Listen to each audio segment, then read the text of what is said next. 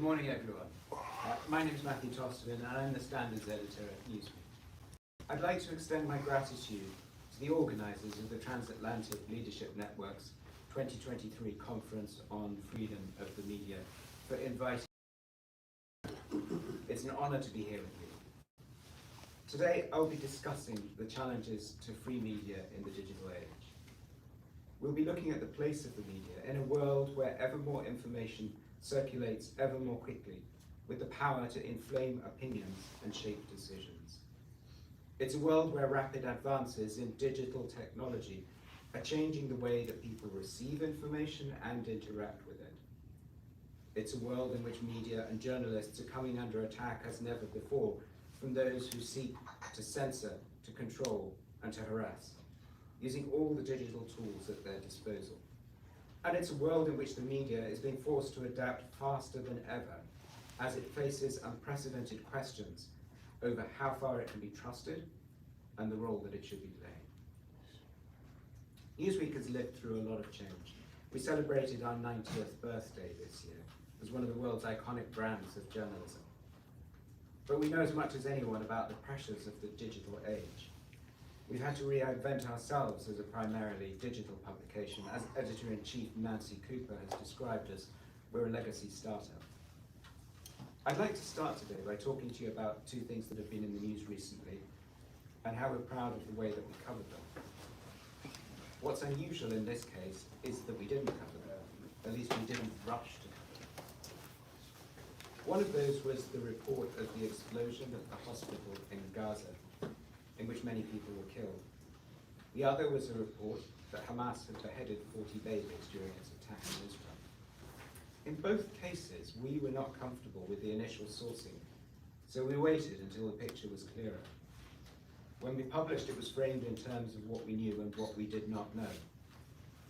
It's worth looking at both these situations, not from the perspective of criticizing those who did rush our stories, but rather as examples of some of the challenges that media face in the digital world. They must cover news that is moving incredibly fast, under pressure, alongside social media that are spreading information and very often misinformation at the same time.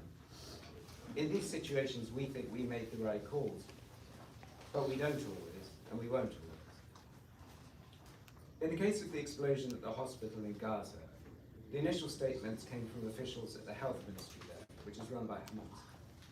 They described what had happened there as an Israeli airstrike and put the death toll at somewhere close to 500.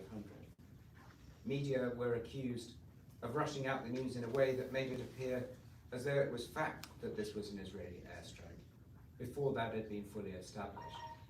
It was later denied and questions were also raised over the death toll. But by this time, the news was already fueling anger, having a diplomatic impact.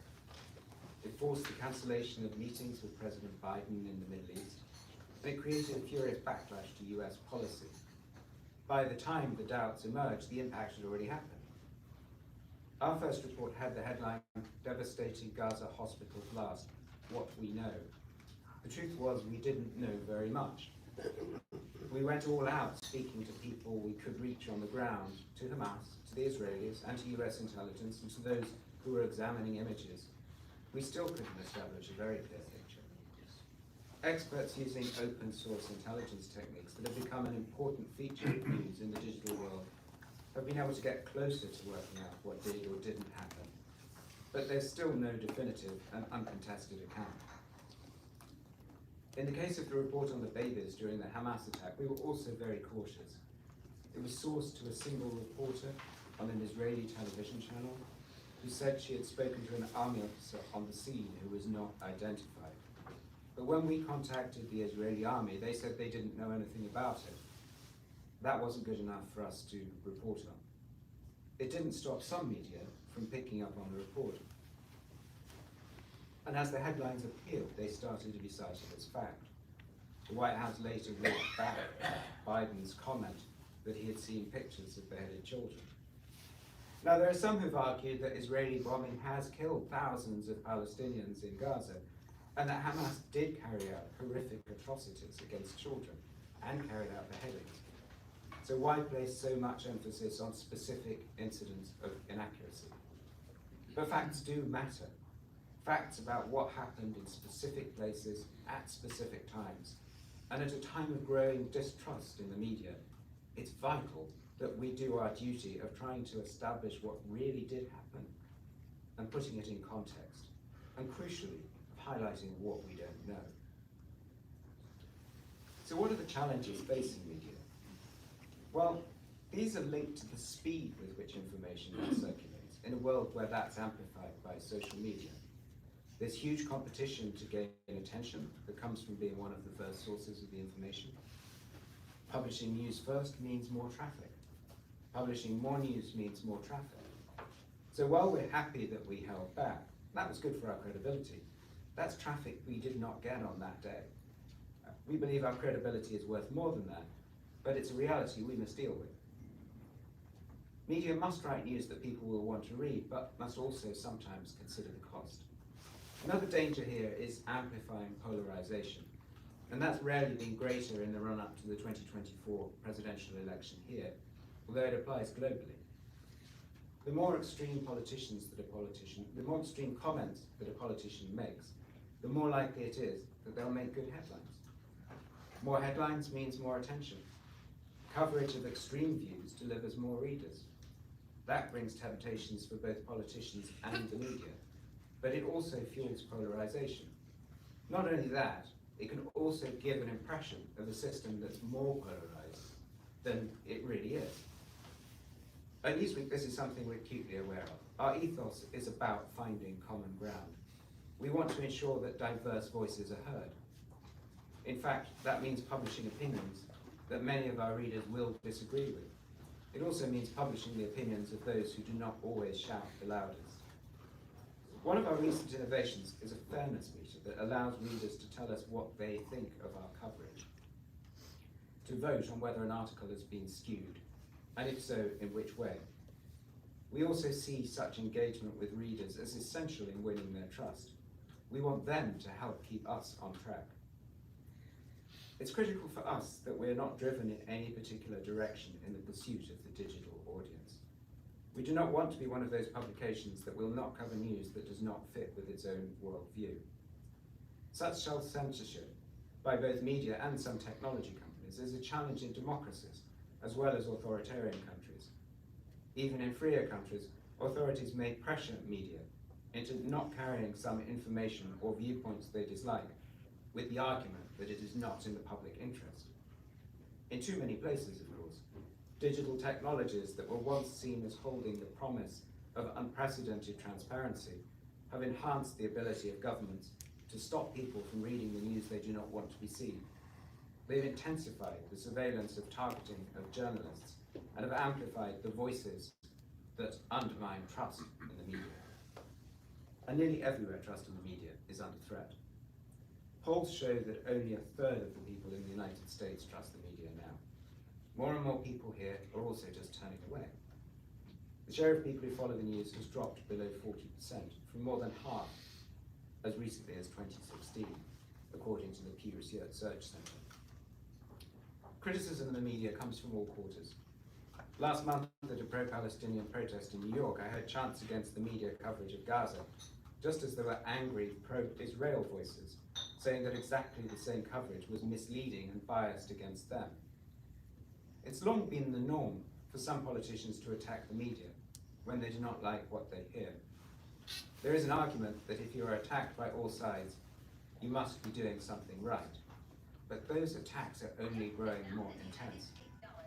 In the digital world, attacks have taken on new forms as well. Widespread abuse on social media can include doxing, death threats, and other forms of online hate. Women journalists and those from minority groups are particular targets. According to a report by UNESCO and the International Centre for Journalists, 73% of women journalists surveyed have been attacked online because of their work. That discourages them, or even forces them to abandon their professions. There are measures that journalists can take to protect themselves and to be resilient under fire, but faced by the viciousness of those attacks, some journalists, understandably, just quit. It's a loss to us all. Digital tools have also given governments the means to spy on and hunt down journalists they dislike, for intimidation, for prosecution under old laws or restrictive new digital information laws, or for even worse. The traditional threats are also intensifying in a world where targets are placed on journalists' backs. At least 39 journalists and media workers have been killed in Gaza this year, according to the Committee to Protect Journalists. Even without that number, 18 have been killed elsewhere. We are now also marking some 32 weeks since the detention of the Wall Street Journal's Evan Gershkovich while he was doing his job in Russia. He could now face up to 20 years in jail. We also remember the hundreds of other journalists jailed around the world, with countries such as Iran, China, and Myanmar among the worst offenders. The figures are grim, but the targeting of journalists only happens because they are relevant, because they bring news that others are not delivering, news that highlights the vital role that the media does still play. Some of the coverage that we're most proud of is our reporting on China's influence operations around the world. It's difficult work that takes months of painstaking research and on-the-ground reporting, but reporting might not otherwise be done. We now turn to possibly the biggest revolution yet in the digital world, the rise of artificial intelligence. In particular, there's the importance of generative AI, with its ability to create text and images. We don't know exactly what this will change for media, any more than we could be sure during the early days of the internet what that would bring. One Newsweek columnist famously wrote off the internet in 1995 as being overhyped. As mentioned earlier, we do seek a wide range of views. They don't always pan out. What we can be sure of is that AI will bring huge changes. Change to what it means to being a journalist, as well as change to what it means to being a media company. That is already happening. Those who look at the current tools and pronounce them subpar because they cannot yet meet all promises are making a mistake. We fully expect AI tools will be able to take away some of the more routine tasks of journalism to free people up for other work. They have applications as well in analyzing large data sets. They'll be able to help with the increasingly important tasks of open source intelligence analysis. There are risks, of course, too. AI tools are already helping to power misinformation and can fuel oppression and harassment. No doubt they will be able to amplify some of the challenges that we already discussed, such as polarization and bias. No doubt there are other dangers. What happens, for instance, when AI-generated media feed off other AI-generated media? Potentially reinforces errors and increases the volume of content in the opposite direction to its value. We've put in place guidelines to ensure human control over AI tools as we experiment with them at Newsweek. But we also know that we're going to need to be ready to adapt. So as we can see, the challenges for free media in the digital world are enormous. That also brings responsibilities for us. While ever more information is available and new tools are appearing to report and publish it, there's never been greater importance in having media who can report factually and accurately, who can bring different viewpoints, and who can report fearlessly on events that some would like to go unseen. What's vital in this new world is for media to do all they can to defend the values that have long underpinned good journalism. That means a commitment to factual accuracy and clear sourcing. It means upholding independence and fairness, whatever the pressures might be, whether that's in democracies or whether it's in authoritarian states. For media to preserve their relevance, those values must endure.